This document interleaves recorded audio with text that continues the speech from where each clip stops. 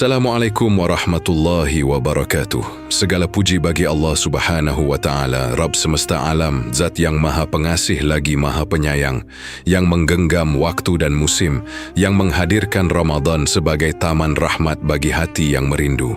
Dialah yang menghidupkan jiwa dengan cahaya iman dan melembutkan hati dengan ibadah yang penuh hikmah. Shalawat dan salam semoga senantiasa tercurah kepada junjungan kita, Nabi Muhammad, teladan agung dalam sabar dan syukur, juga kepada keluarga, para sahabat, dan seluruh umatnya hingga akhir zaman. Wahai sahabat muslim dan muslimah yang dirahmati Allah, marilah kita duduk sejenak dalam keheningan jiwa. Kita menundukkan hati, menata niat, agar kisah ini bukan sekadar pengetahuan. Sejarah melainkan cermin bagi hati yang mungkin mulai lalai. Semoga setiap baitnya menjadi pengingat bahwa di balik rasa lapar terdapat cinta dan di balik letih terdapat rahmat yang tak terhingga. Di penghujung malam yang hening, ketika sebagian manusia masih terlelap dalam mimpi-mimpi dunia, ada jiwa-jiwa yang terbangun oleh panggilan iman. Jam menunjukkan waktu sahur. Dapur-dapur sederhana menyala pelan, bukan dengan gemerlap kemewahan, melainkan dengan cahaya niat yang tulus. Sepiring nasi hangat, seteguk air putih, mungkin hanya kurma dan roti. Seadanya, namun disitulah keberkahan turun tanpa suara. Sahur bukan sekadar makan sebelum fajar. Ia adalah pertemuan rahasia antara hamba dan Rabb-Nya. Dalam sunyi itu, doa-doa terangkat lirih, memohon kekuatan untuk menahan diri sepanjang hari. Udara dini, hari terasa berbeda, lebih lembut, lebih bersih, seakan langit sedang terbuka untuk menerima permohonan hamba-hamba yang berharap. Di waktu inilah hati paling mudah disentuh, paling jujur mengakui kelemahan, dan paling siap untuk tunduk. Puasa mengajarkan sesuatu yang tak selalu tampak di permukaan, keikhlasan. Ia adalah ibadah yang tersembunyi. Syalat dapat terlihat, sedekah dapat diketahui orang, namun puasa tiada yang benar-benar tahu kecuali diri dan Allah. Seseorang bisa saja berpura-pura menahan lapar, namun siapa yang dapat memastikan dahaga yang ia simpan dalam dadanya selain Allah yang maha melihat? Karena itu, puasa menjadi madrasah kejujuran. Ia melatih hati agar lurus, meski tak ada mata manusia yang mengawasi. Disinilah kita belajar tentang muraqabah, kesadaran halus bahwa Allah senantiasa mengawasi. Bukan pengawasan yang menakutkan, melainkan penjagaan yang menenteramkan. Ketika tenggorokan terasa kering dan tak seorang pun melihat, kita tetap menahan diri karena yakin Allah menyaksikan. Ketika godaan datang dalam kesendirian, kita memilih taat karena tahu Dia dekat. Muraqabah menjadikan puasa bukan sekadar menahan lapar, tetapi perjalanan batin menuju kedewasaan iman. Betapa banyak dari kita yang merasakan kedamaian aneh saat berpuasa. Meski tubuh lemah, hati terasa ringan. Meski energi berkurang, jiwa justru menguat. Seakan-akan Allah sedang membersihkan ruang batin kita dari debu-debu kelalaian. Di antara lapar dan haus itu, ada cinta yang tumbuh, cinta kepada ketaatan, cinta kepada Rabb yang memberi kekuatan. Bab ini bukan sekadar gambaran suasana sahur. Ia adalah pintu untuk memasuki makna yang lebih dalam. Jika hari ini kita merasakan puasa sebagai ibadah yang indah dan menenteramkan, pernahkah kita bertanya, bagaimana awal mula ia disyariatkan? Apakah sejak awal ia terasa ringan seperti yang kita jalani sekarang? Maka sebelum kita melangkah ke lembaran sejarah, marilah kita rapatkan kembali hati ini. Biarkan sahur yang sederhana itu menjadi pengikat jiwa. Biarkan rasa lapar menjadi pengingat bahwa kita adalah hamba. Dan biarkan kesadaran bahwa Allah selalu melihat menjadi cahaya yang menuntun langkah kita menuju pembahasan berikutnya tentang bagaimana puasa pertama kali diwajibkan dan bagaimana generasi terbaik umat ini menjalaninya dengan penuh cinta dan ketundukan. Setelah hati dilembutkan oleh suasana sahur yang hening, kini kita menapaki landasan wahyu. Allah Subhanahu wa Ta'ala berfirman dalam surah Al-Baqarah ayat 183, Ya ayyuhallazina amanu kutiba alaikumusyiyamu kama kutiba alal lazina min qablikum la'allakum tattaqun. Wahai orang-orang yang beriman, diwajibkan atas kalian berpuasa sebagaimana diwajibkan atas orang-orang sebelum kalian agar kalian bertakwa. Ayat ini turun bukan sekadar sebagai perintah, melainkan sebagai panggilan penuh kelembutan. Wahai orang-orang yang beriman. Allah memanggil dengan identitas keimanan, seakan hendak meneguhkan bahwa puasa adalah konsekuensi cinta seorang mukmin kepada Rabb-Nya. Ia bukan beban, melainkan kehormatan. Dalam ayat tersebut terdapat dua pesan agung. Pertama, puasa bukanlah syariat yang lahir tiba-tiba tanpa jejak. Ia telah diwajibkan kepada umat-umat sebelum kita. Artinya, ibadah ini memiliki akar sejarah yang panjang, membentang sejak zaman para nabi terdahulu. Kedua, tujuan utama puasa ditegaskan dengan kalimat la'allakum tattaqun, agar kalian bertakwa. Takwa adalah inti dari seluruh perjalanan ibadah. Ia bukan sekadar rasa takut, melainkan kesadaran yang mendalam untuk menjaga diri dari murka Allah dan mendekat kepada ridha-Nya. Takwa ibarat cahaya di dalam dada, yang membimbing seseorang memilih ketaatan meski dalam sunyi, dan menjauhi maksiat meski tanpa pengawasan manusia. Puasa menjadi jalan yang Allah pilih untuk menumbuhkan cahaya itu. Ketika seseorang menahan lapar dan haus, ia sedang melatih pengendalian diri. Ketika ia menahan amarah dan menjaga lisannya, ia sedang membersihkan jiwanya. Puasa menyentuh dimensi lahir dan batin sekaligus. Ia mendidik tubuh agar sabar dan hati agar tunduk. Dari situlah takwa tumbuh, perlahan namun pasti. Menariknya, Allah tidak mengatakan bahwa puasa hanya diwajibkan kepada umat Nabi Muhammad. Justru Allah menyebut, sebagaimana diwajibkan atas orang-orang sebelum kalian. Ini adalah jembatan sejarah. Umat Islam tidak berdiri sendiri dalam perjalanan ibadah ini. Kita terhubung dengan Nabi Nuh alaihi salam, Nabi Ibrahim alaihi salam, Nabi Musa alaihi salam, Nabi Isa alaihi salam, dan para nabi lainnya.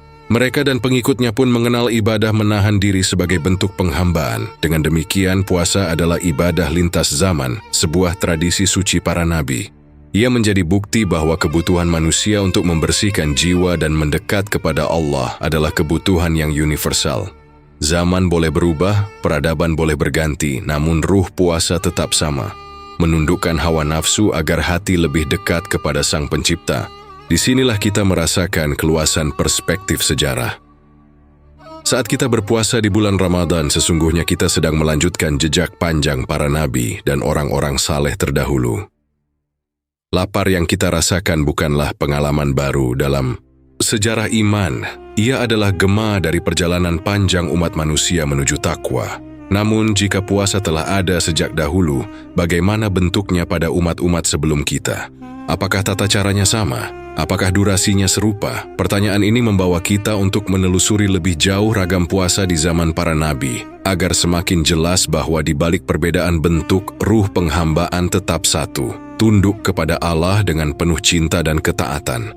Untuk memahami keluasan hikmah puasa, kita perlu menelusuri jejak para nabi terdahulu. Wahyu Allah tidak turun dalam ruang yang terputus.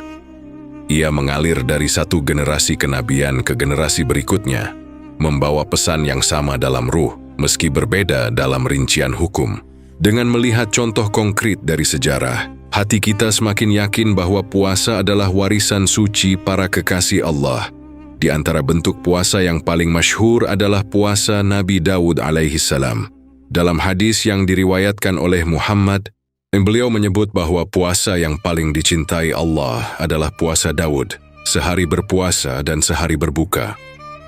Pola ini menunjukkan keseimbangan luar biasa antara ibadah dan kebutuhan jasmani. Nabi Daud tidak memaksakan diri hingga melemahkan tubuh, namun juga tidak memberi ruang bagi hawa nafsu untuk berkuasa.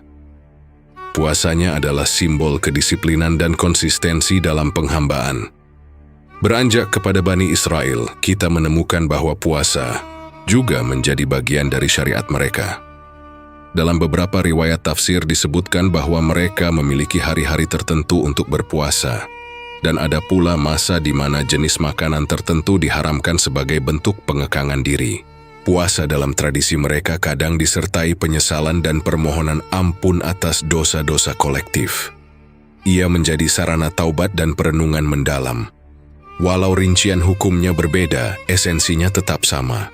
Menahan diri demi mendekat kepada Allah. Adapun Dalam syariat Nabi Isa alaihi salam dikenal tradisi puasa yang menekankan kezuhudan dan pengendalian hawa nafsu.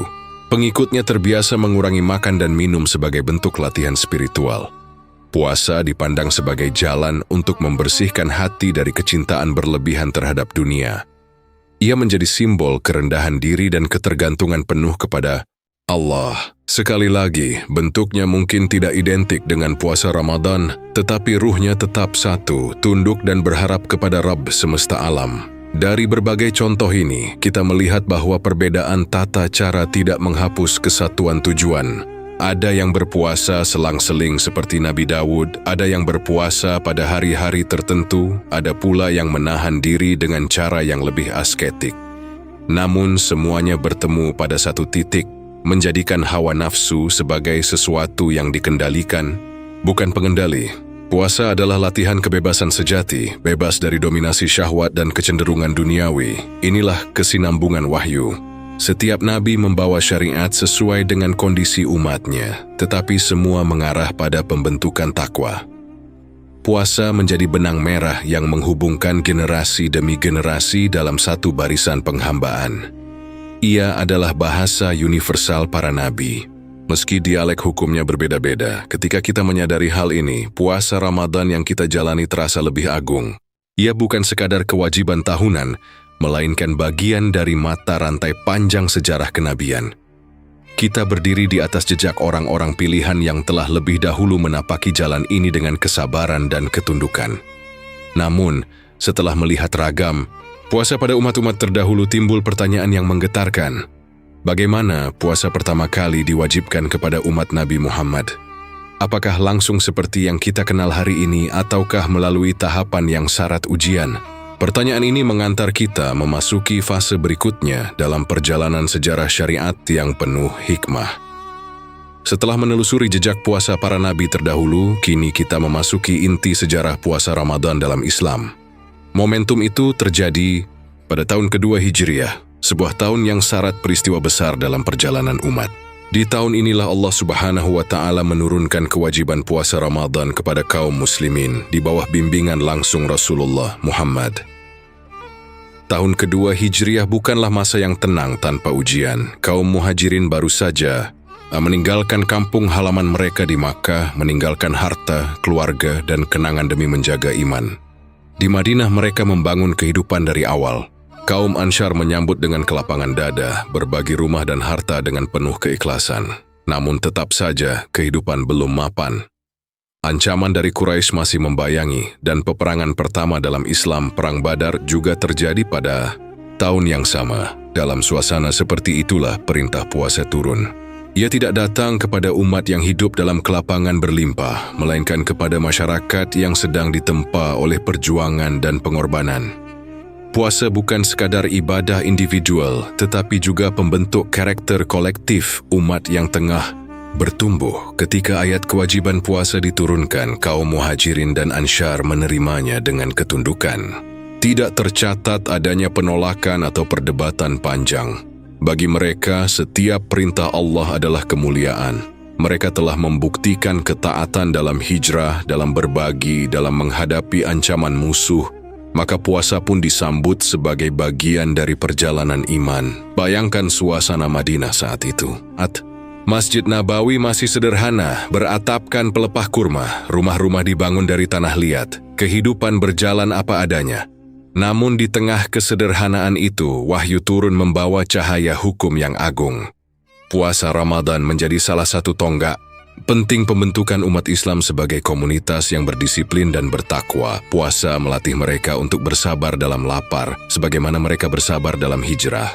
Ia menguatkan solidaritas sosial karena orang kaya dan miskin sama-sama merasakan dahaga. Ia juga menanamkan keteguhan karena menahan diri di siang hari membutuhkan kekuatan batin yang tidak sedikit. Di tengah ancaman dan peperangan, puasa menjadi madrasah pengendalian diri. Namun, ada satu hal yang perlu kita pahami. Aturan awal puasa pada masa itu belumlah persis seperti yang kita jalani hari ini. Syariat Islam seringkali turun secara bertahap sesuai hikmah dan kesiapan umat. Puasa pun demikian. Pada fase awalnya terdapat ketentuan-ketentuan yang kemudian mengalami keringanan. Disinilah rasa penasaran mulai tumbuh. Jika hari ini kita mengenal puasa dari terbit fajar hingga terbenam matahari dengan kebolehan makan dan minum sepanjang malam hingga fajar, apakah sejak awal demikian adanya? Ataukah generasi pertama Islam menjalani bentuk puasa yang lebih berat sebagai ujian kesungguhan iman? Pertanyaan ini membawa kita melangkah lebih dalam ke fase berikutnya, fase di mana puasa terasa lebih panjang, lebih menantang dan menjadi ujian nyata bagi keteguhan hati para sahabat. Pada fase awal diwajibkannya puasa di tahun kedua Hijriyah, syariat belum sepenuhnya seperti yang kita kenal hari ini.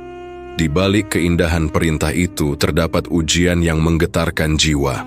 Aturan awal menetapkan bahwa seseorang boleh makan dan minum setelah maghrib selama ia belum tidur. Namun apabila ia tertidur sebelum sempat berbuka, maka sejak saat itu ia tidak diperkenankan lagi makan atau minum hingga maghrib keesokan harinya. Bayangkan betapa beratnya ketentuan ini. Seorang sahabat yang bekerja keras di siang hari, di ladang, di pasar, atau dalam tugas menjaga keamanan kota, pulang dalam keadaan lelah. Jika ia tertidur sebelum menyentuh makanan, maka ia harus menahan lapar dan haus hingga hampir 2 hari penuh. Dari siang ke malam tanpa berbuka, lalu berlanjut lagi ke siang berikutnya.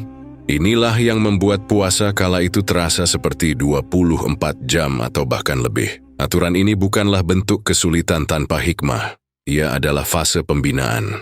Allah mendidik umat yang baru tumbuh ini dengan kedisiplinan dan keteguhan.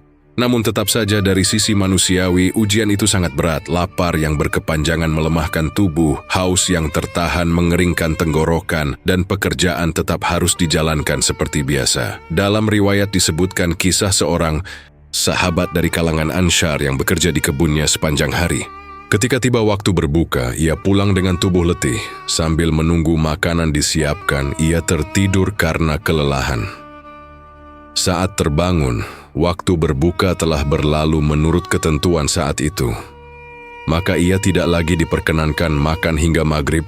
Keesokan harinya, ia pun melanjutkan puasanya dalam keadaan sangat lemah. Keesokan harinya di tengah terik dan keletihan, tubuhnya tak lagi sanggup bertahan hingga ia hampir pingsan. Kisah seperti ini bukan dongeng yang dilebih-lebihkan.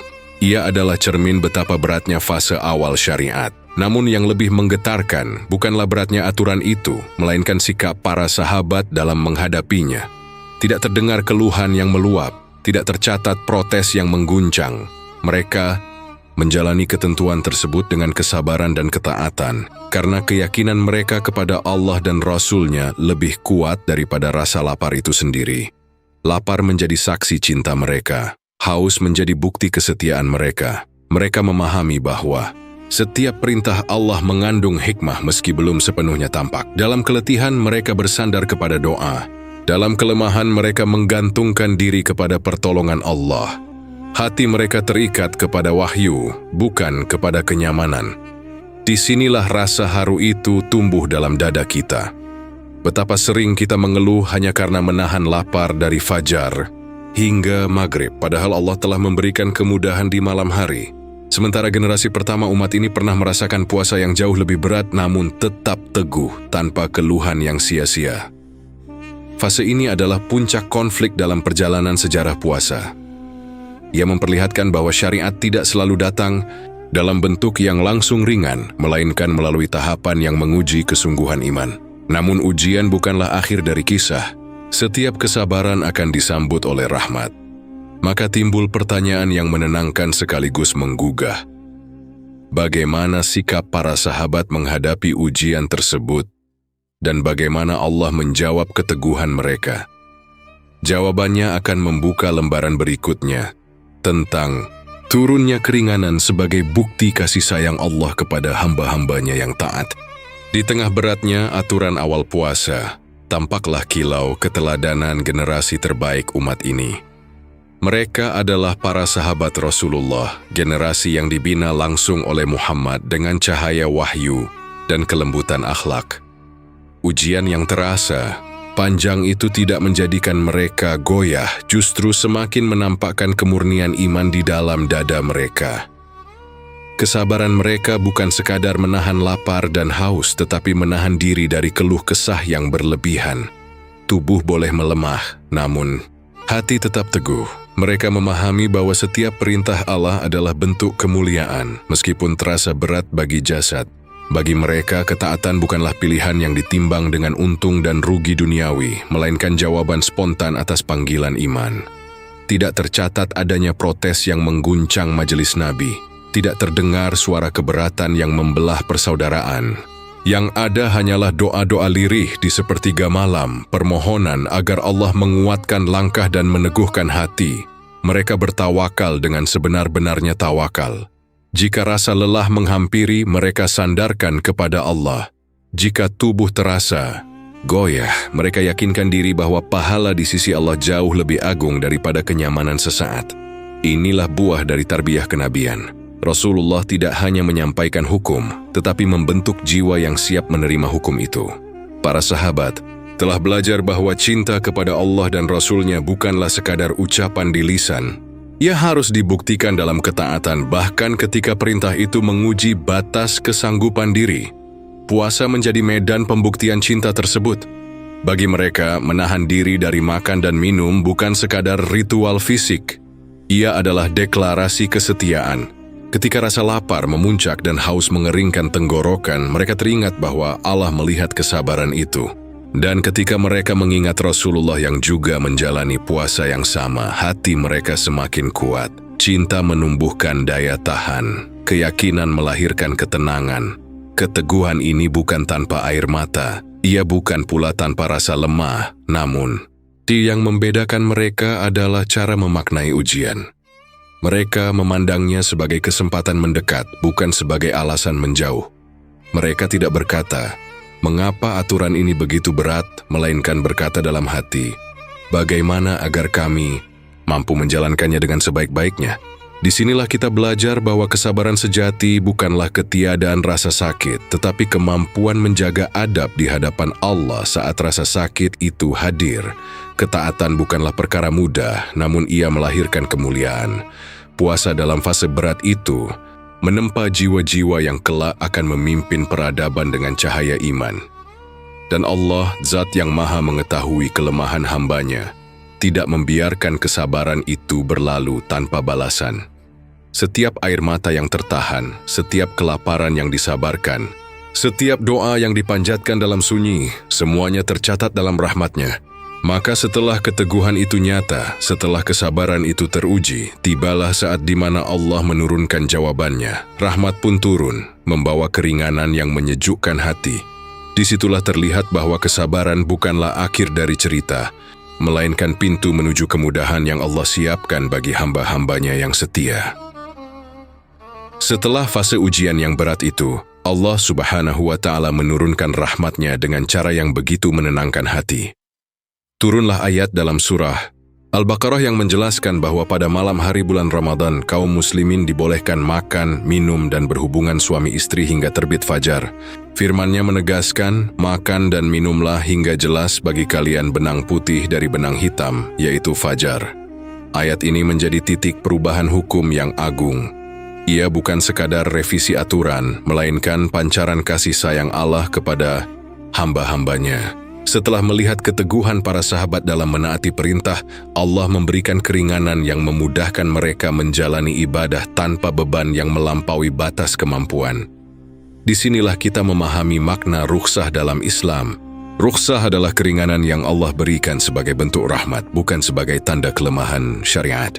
Islam tidak dibangun di atas penyiksaan diri, tetapi di atas keseimbangan dan kemaslahatan. Ketika suatu hukum terasa berat dalam kondisi tertentu, Allah menyediakan jalan kemudahan tanpa menghilangkan esensi ibadah itu sendiri. Perubahan ini menunjukkan bahwa syariat Islam turun secara bertahap dengan hikmah. Allah Maha mengetahui kondisi hambanya. Dia mengetahui batas kekuatan fisik dan emosi manusia. Maka ketika umat telah menunjukkan kesungguhan dan kesabaran, Allah menurunkan kemudahan sebagai jawaban atas ketulusan itu. Dalam ayat yang lain, Allah menegaskan prinsip yang menenangkan. Allah menghendaki kemudahan bagi kalian dan tidak menghendaki kesulitan. Kalimat ini menjadi fondasi besar dalam memahami seluruh ajaran Islam, bahwa di balik setiap perintah terdapat rahmat, di balik setiap larangan terdapat penjagaan, dan di balik setiap ujian terdapat janji kemudahan. Turunnya keringanan ini tentu menjadi kabar yang melegakan bagi para sahabat. Kini mereka dapat beristirahat di malam hari tanpa rasa khawatir tertidur sebelum berbuka. Mereka dapat mengisi kembali tenaga dengan sahur yang cukup sebelum fajar menyingsing. Puasa tetap menjadi ibadah yang mendidik jiwa, namun tidak lagi memberatkan secara berlebihan. Disinilah kita melihat keseimbangan yang indah dalam syariat. Ujian ada untuk menguatkan, tetapi rahmat selalu menyertai. Allah tidak pernah bermaksud menyulitkan hambanya, melainkan membimbing mereka menuju takwa dengan cara yang penuh kasih. Setiap perubahan hukum bukanlah bentuk ketidakkonsistenan, tetapi bagian dari pendidikan ilahi yang bertahap dan penuh hikmah. Ketika kita merenungkan fase ini, hati terasa hangat oleh rasa syukur. Betapa aturan puasa yang kita jalani hari ini adalah hasil dari rahmat Allah yang diturunkan setelah kesabaran generasi terdahulu. Kita dapat makan dan minum sepanjang malam hingga fajar, sebuah kemudahan yang mungkin sering kita anggap biasa. Namun pertanyaan yang menggugah pun muncul dalam relung jiwa. Jika demikian besar rahmat dan kemudahan itu telah Allah berikan, mengapa kita masih sering mengeluh saat berpuasa? Mengapa rasa lapar beberapa jam terasa begitu berat padahal generasi sebelum kita pernah merasakan ujian yang jauh lebih panjang? Pertanyaan inilah yang membawa kita pada bab terakhir. Sebuah renungan mendalam agar hati tidak lalai dalam menikmati nikmat yang begitu agung dan agar puasa kita benar-benar menjadi jalan menuju syukur yang tulus. Kini kita telah sampai pada penghujung perjalanan kisah ini. Setelah menelusuri jejak puasa umat terdahulu, menyaksikan beratnya aturan di awal Islam, dan merenungi turunnya keringanan sebagai rahmat, tibalah saatnya kita menengok diri sendiri. Sejarah bukan sekadar untuk diketahui, tetapi untuk dihayati. Bandingkanlah keadaan kita hari ini dengan keadaan para sahabat dahulu. Kita berbuka dengan hidangan yang beragam, bahkan terkadang berlebihan. Kita memiliki waktu yang lapang untuk menyiapkan sahur. Kita dapat makan dan minum sepanjang malam hingga fajar tanpa kekhawatiran. Sementara generasi pertama Islam pernah menjalani puasa dengan aturan yang jauh lebih berat, menahan diri hingga hampir 2 hari ketika tertidur sebelum berbuka. Namun keluhan tidak menjadi bahasa mereka. Kesabaranlah yang menghiasi lisan dan hati mereka. Seringkali kita merasa letih hanya karena panas siang hari atau tergoda oleh aroma makanan menjelang maghrib. Padahal Allah telah memberi kemudahan yang begitu besar. Jika dahulu ujian terasa lebih panjang, maka puasa kita hari ini adalah bentuk rahmat yang patut disyukuri. Setiap tegukan air saat berbuka adalah nikmat. Setiap suapan sahur adalah karunia. Setiap kesempatan berdoa menjelang maghrib adalah hadiah yang tak ternilai. Puasa pada hakikatnya bukan sekadar kewajiban yang ditunaikan agar gugur tanggungan. Ia adalah perjalanan cinta. Cinta kepada Allah yang memanggil kita dengan lembut dalam firman-Nya. Cinta kepada Rasulullah yang telah mencontohkan kesabaran dan keteguhan. Cinta itu yang membuat lapar terasa bermakna dan haus terasa mulia. Tanpa cinta, puasa hanya menjadi rutinitas fisik. Dengan cinta, puasa menjadi ibadah yang menghidupkan hati. Maka janganlah kita menjalani Ramadan dengan keluhan yang mengurangi nilainya. Jadikan ia sebagai kesempatan memperbaiki diri. Jika sahabat dahulu mampu bersabar dalam ujian yang berat, maka kita pun seharusnya mampu bersyukur dalam kemudahan yang telah Allah berikan. Biarlah setiap rasa lapar mengingatkan kita akan kelemahan diri, dan setiap waktu berbuka mengajarkan kita tentang nikmat yang sering terlupa. Akhirnya, marilah kita menutup kisah ini dengan hati yang tunduk dan penuh harap. Semoga sejarah yang telah kita renungi tidak berhenti sebagai cerita, tetapi menjelma menjadi dorongan untuk meningkatkan kualitas puasa kita, lebih khusyuk, lebih ikhlas, lebih penuh syukur. Doa penutup. Allahumma ya Rabbal Alamin, Engkaulah Zat yang telah mensyariatkan puasa sebagai jalan menuju takwa. Ampunilah kelalaian kami dalam menjaganya. Terimalah setiap lapar dan haus kami sebagai amal yang Engkau ridai. Teguhkan hati kami dalam ketaatan, lapangkan dada kami dalam kesabaran, dan jadikan Ramadan sebagai cahaya yang membersihkan jiwa kami. Ya Allah, Sebagaimana Engkau telah memberi kemudahan kepada umat ini, jadikan kami hamba-hamba yang pandai bersyukur. Jangan Engkau jadikan puasa kami sekadar menahan lapar dan dahaga, tetapi jadikan ia puasa yang menghadirkan cinta kepadamu dan kedekatan denganmu. Allahumma taqabbal minna syiyamana wa qiyamana waj'alna min ibadika al-muttaqan. Amin ya rabbal alamin.